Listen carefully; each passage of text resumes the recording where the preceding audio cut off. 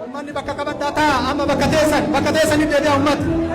Itti deebitan taa'imii dheeraa qabdanii bakka teessan itti deebi'a. Taa'imii qabdu bakka teessan itti deebi'a. Maamad bakka teessan qabaddaa ta'a.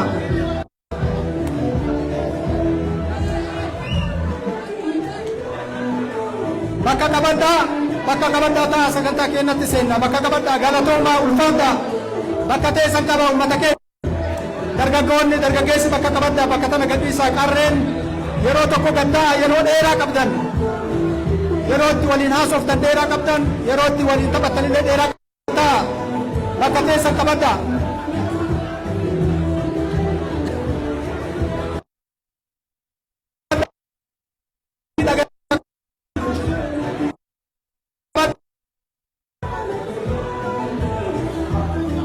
Gatta ame kamera yeroo tokkotti deemina. Gatta ulfaata. Gatta.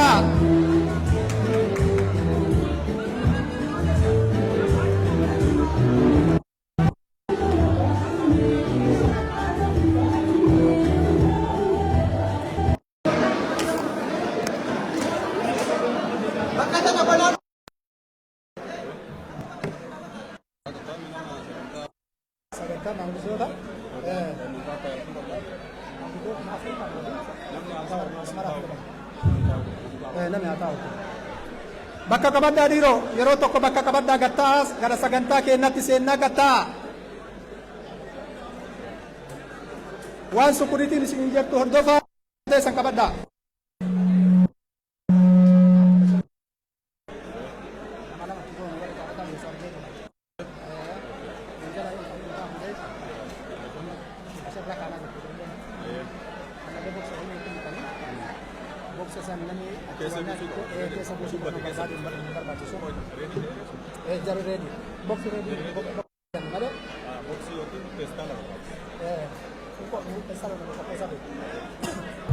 Hedduu galatoomaa amma gara sagantaa keenya seenna.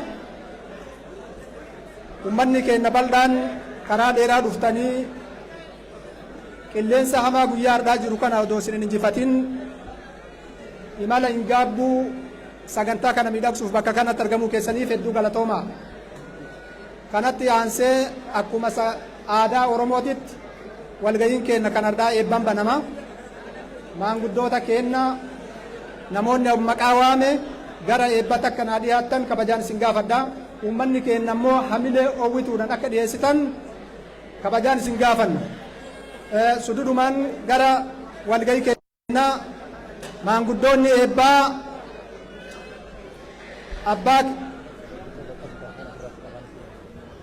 maanguddoonni eebbaa abbaan keenya si Abdul Qaadir gara waltajjii takka nu dhiyaattan kabajaan isin gaafanna. Akka Haaji Burqaa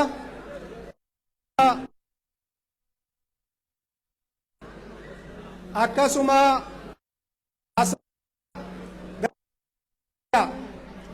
Qaadir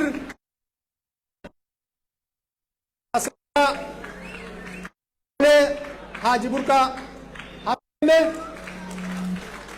Hamile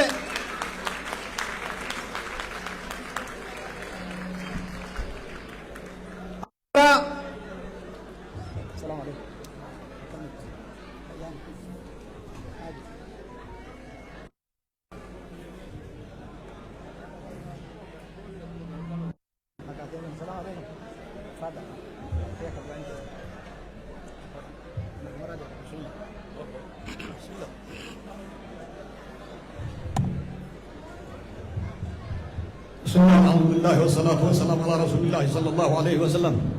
Assalamualaikum warahmatullahi wabarakatuh. Nagaa bultanii maka nagaa yang jiraatan nagaa qabdu.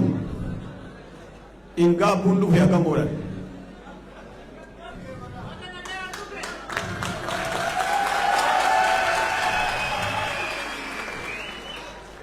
Itti deebina masha Allah barakallahu fiikum jazakumullahu khairan. بسم الله والصلاة والسلام على رسول الله صلى الله عليه وسلم. ربنا آتنا في الدنيا حسنة وفي الآخرة حسنة وقنا عذاب النار.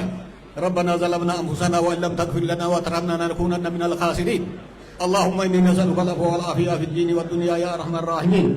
اللهم يا مقلب القلوب ثبت قلوبنا على دينك.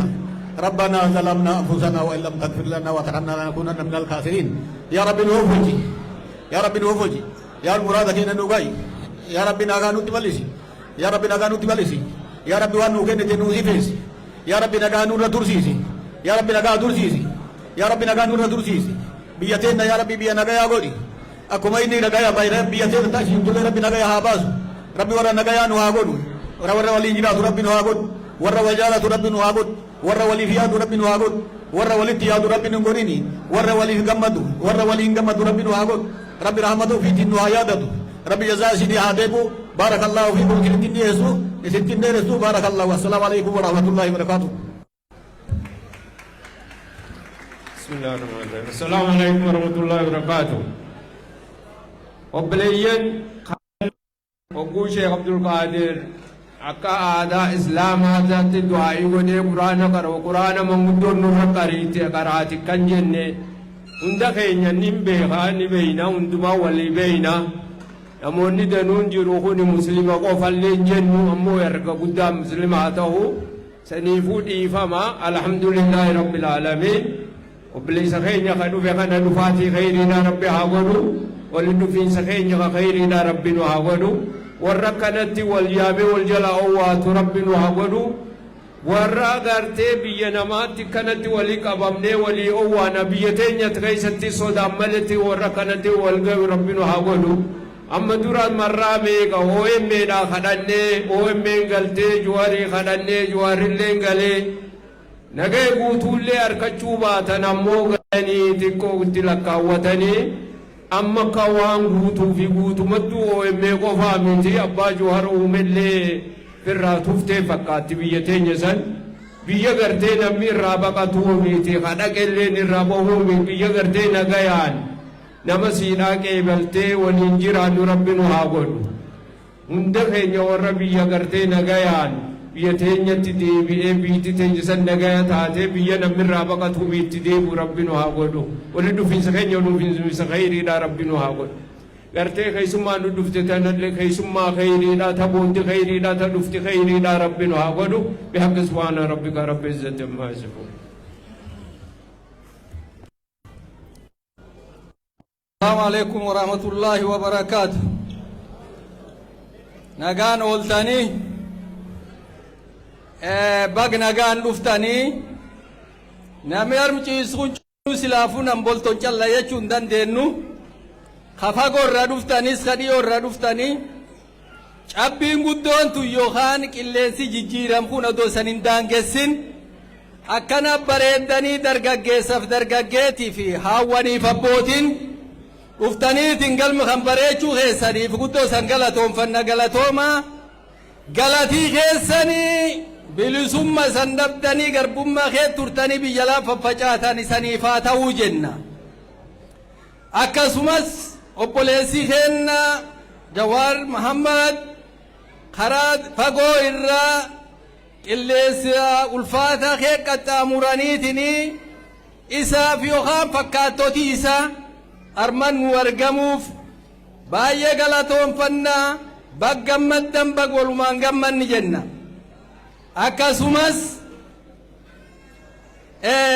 yoo akkana walti gadhumnee ana walti jigitaane akkanat akka daddaatiin nami hedduun akkana galma kan bareechitaniiti walit dhuftan gammachuu guddoon na dhagama akka nam tokkootti tanaafuu warra akkan waliin gammadee walit dhufee waan gal waliin gammadee waliin hojjetee waliin milkaa'u rabbi nu haa tolchu dhufiteessan dhufe milkii ta gammachuu ta kheyriin kennuu jirtu rabbi nu haa tolchu akkasumat haawwan dhufteetiin obboleesseen simat dargaggooti qophii akkam midhaaddu tana walii galtee qophii akkam midhaaddu tan nuu tolchitan ulfaadhaa kabajamaa rabbiin isanaa guddisuutii warra akkanum sabuu fi walii qabee waan sabuu fi midhaasetiin akkanum dalag fuulduralleef abdii sanirra qabnaa ulfaadhaa kabajama saniin jenna akkasumat ummati keenya ka Oromoo guyyaan nu walti dhumnu guyyaa tokkochi kan calla akkin taani akka rakkoof bal'inni cufu walumaan qoodannu uummat keenya ka Oromoo irraa abdii qabna. Kanaafuu horaa bulaa deebanaa milkaa gadaan tunin gada waliin nu qabdu ufiitiin obbo Jawaar Mohammed ta waliin nu qabdu ta waliin nu jiraachifti ta ummati Oromoo tokkitti ta'u rabbi nu haa tolchuuti jenna. horaa bulaa deebanaa milkaa isaniin jenna. Assalaamu alaikum wa rahmatullahi wa barakaatu.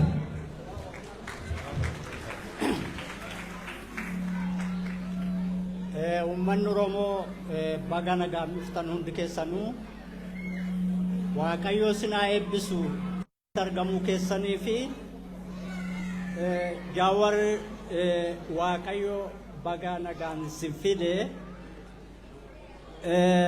hundumaarra kiyyoo diinaa keessaa baasee Waaqayyo baga nagaan si fide Jawaar.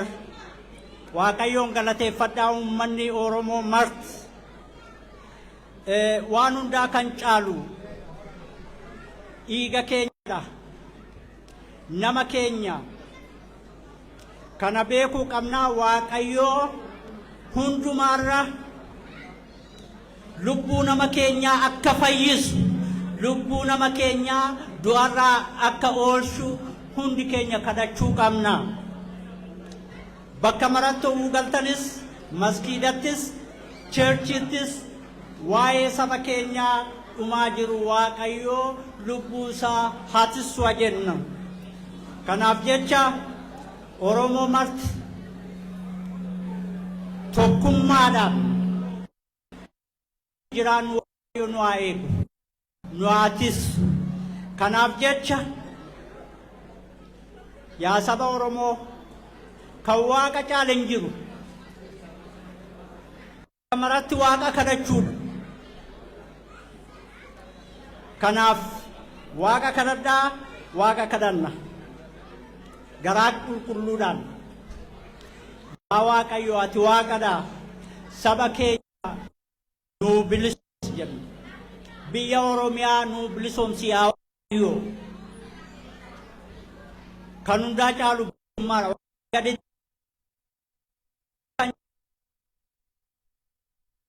Oromiyaa nuu bilisoomsi.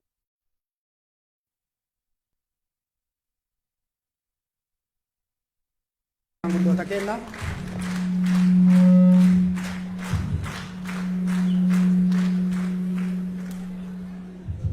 kanatti aansee haasawa Jarmaniin Ingilandi Oromoo Community